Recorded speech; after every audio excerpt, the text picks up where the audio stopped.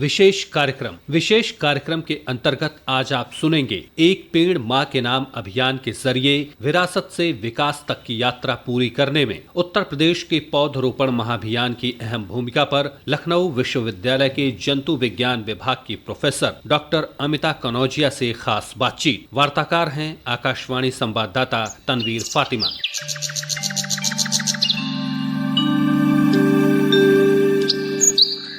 आमतौर पर प्रगति के नाम पर प्रकृति से दूरी बनाना जरूरी समझा जाता रहा है, पर सही मायनों में संपूर्ण विकास के लिए पर्यावरण के साथ संतुलन बनाकर चलना बेहद जरूरी है। इसी सोच के तहत प्रधानमंत्री नरेंद्र मोदी ने एक पेड़ माँ के नाम अभियान की शुरुआत की थी।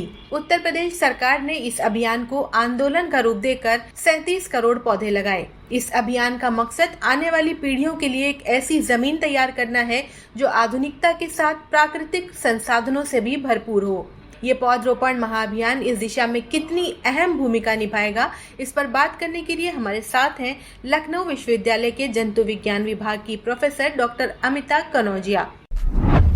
अमिता जी, हमारे इस विशेष कार्यक्रम में आपका स्वागत है। नमस्कार। अमिता जी, एक पेड़ माँ के नाम अभियान के तहत प्रदेश में 37 करोड़ से अधिक पौधे लगाए गए। ये अपने आप में कितनी बड़ी उपलब्धि है? ये एक बहुत बड़ी उपलब्धि है, क्योंकि एक साथ इतने पौधे लगाना 37 करोड़ ये एक बहुत बड़ी बात है, जिसमें ये भागीदारी शो कर रहा है कि हमारे देश में या हमारे प्रदेश में सारे लोग, चाहे वो कोई एनजीओ हों, चाहे गवर्नमेंट इंस्टीट्यूट के लोग हों, एनसीसी या एनएसएस कैडेट्स हों या एक कॉमन मास, वो सब इस चीज के लिए जागरूक हैं और उन्होंने भागीदारी की, जिससे कि हम ज्यादा से ज्यादा पेड़ को लगा करके पर्यावरण को बचाएं।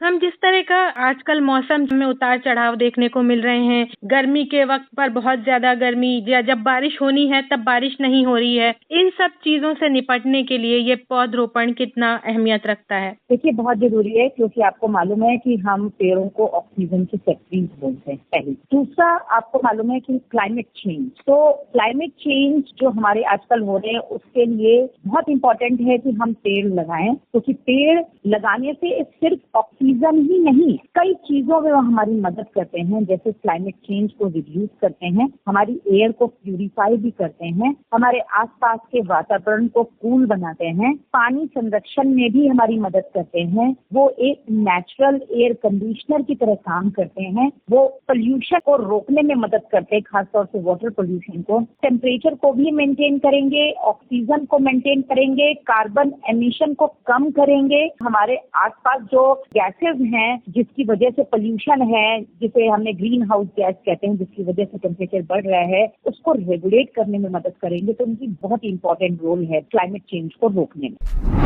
मैम, जिस तरह से इस बार देखने को मिला कि सरकार ने जो पौधे लगाए गए इनकी मॉनिटरिंग के लिए जियो टैगिंग जैसा कदम उठाया है, ये कितना सफल होगा? सफल होना ही चाहिए, इसमें कोई दो राय नहीं है, क्योंकि जब आप किसी चीज की जियो टैगिंग कर देते हैं तो मतलब आपको ये मालूम है कि कहाँ पे, किस लैटिट्यूड और लॉन्गिट्यूड पे वो पेड़ लगाया गया है, आप उसको मॉनिटर कर सकते हैं।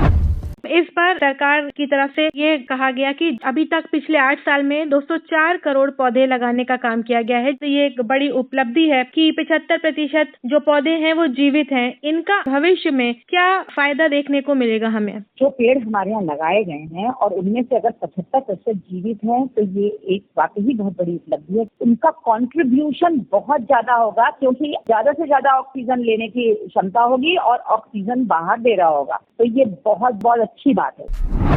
इसके अलावा एक जो अहम मुद्दा है वो ये है कि कार्बन अवशोषण को बढ़ावा देने के लिए शुरुआत की गई है कार्बन क्रेडिट कार्यक्रम की, जिसके तहत किसानों को बढ़ावा दे रही है सरकार और उनको सम्मानित भी कर रही है इसके लिए। ये कितना अहम कदम है पर्यावरण संरक्षण में, और प्लस जो कृषि का क्षेत्र है उसके लिए ये कितना अहम कदम है? ये कदम देखिए इसलिए अच्छा है क्योंकि आज जितनी भी हमारी यूनाइटेड नेशन ट्रीटीज हो रही हैं और जितने भी समिट्स हो रहे हैं उसमें हम बात कर रहे हैं बार बार कार्बन एमिशन रिड्यूस करने। 40 billion ton of carbon dioxide हम लोग पर ईयर डाल रहे हैं, जिसके लिए हमें ज्यादा से ज्यादा पेड़ चाहिए। ऐसे केस में जब हम कार्बन क्रेडिट जैसी स्कीम का इंस्टीट्यूशनलाइजेशन करते हैं, लोगों तक ले जाते हैं, तो एक अच्छी बात है, क्योंकि हमारी जो भी इंडस्ट्रीज हैं वो उत्पादन करती हैं और उस उत्पादन में अगर वो ऐसा कुछ करती हैं जिसमें वो बाहर कार्बन डाइऑक्साइड डाल रही हैं, कंट्रीब्यूट कर रही हैं, तो वो उसके हिसाब से ऐसी चीजें करें जिससे कि उनके कार्बन क्रेडिट उनके पास डेवलप हो जाए और उसको वो न्यूट्रलाइज कर सकें। तो ये बहुत अच्छी स्कीम है।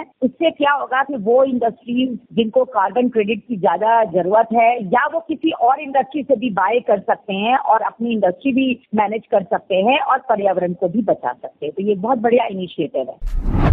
मैम, जिस तरह से 5 लाख एकड़ करीब जो वन क्षेत्र है उसमें बढ़ोतरी हुई है, तो जाहिर है कि वन्य जीव जो हैं उनको भी संरक्षण मिल रहा है। तो एक प्रकृति को संतुलित करने का ये किस तरह से अहम जरिया है? ये एक बहुत बड़ी बात है। जहाँ तक हमें डाटा मालूम है कि 6.24% फॉरेस्ट कवर था यूपी में, जो अब बढ़ करके 6.88% फॉरेस्ट कवर हो गया। तो अगर हमारा फॉरेस्ट कवर बढ़ा है तो आप ये मानते चलिए कि जो अभी तक हम सुनते आ रहे हैं ना कि जंगली जानवर बाहर आ रहे हैं, कॉन्फ्लिक्ट बढ़ रहा है, उससे हम बचेंगे। और जंगल हमारे लिए बहुत इंपॉर्टेंट है। जितना ज्यादा हम जंगल कवर बढ़ाएंगे तो उनसे बहुत से उत्पाद हमें मिलते हैं। बहुत सी चीजें हैं जैसे डाइज है, टिम्बर है, और उनका रोल होता है क्लाइमेट चेंज को रेगुलेट करने में, वर्षा कराने में उनका रोल होता है, पानी संरक्षण में उनका रोल होता है। तो वो भी, तो उनके सारे जो फॉरेस्ट की इंपॉर्टेंस है और उनके फंक्शनिंग भी बढ़ेगी, जो इनविजिबल है, जो हमें दिखता नहीं है। तो ओवरऑल एक बैलेंस बढ़ेगा।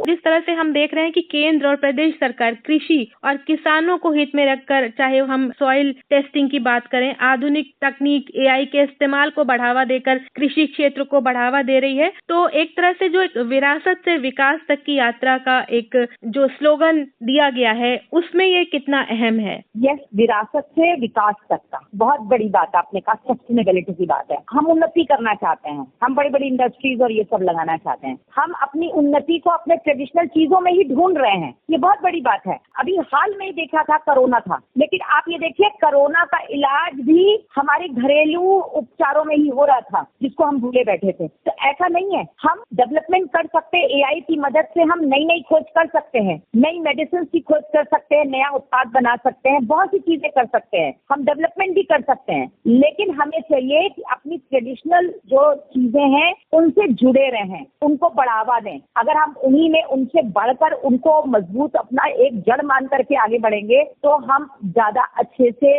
काम कर पाएंगे। और ये स्लोगन बिल्कुल सही है कि हम अपनी ट्रेडिशनल नॉलेज और अपनी ट्रेडिशनल चीजों से जुड़कर हेरिटेज चीजों को बचा करके हम डेवलपमेंट की तरफ बढ़े। अमिता जी, हमसे इतनी महत्वपूर्ण जानकारियां साझा करने के लिए बहुत बहुत शुक्रिया। Thank you. विशेष कार्यक्रम के अंतर्गत आज आपने सुना एक पेड़ मां के नाम अभियान के जरिए विरासत से विकास तक की यात्रा पूरी करने में उत्तर प्रदेश के पौधरोपण महाअभियान की अहम भूमिका पर लखनऊ विश्वविद्यालय के जंतु विज्ञान विभाग की प्रोफेसर डॉक्टर अमिता कनौजिया से खास बातचीत। वार्ताकार थीं आकाशवाणी संवाददाता तनवीर फातिमा।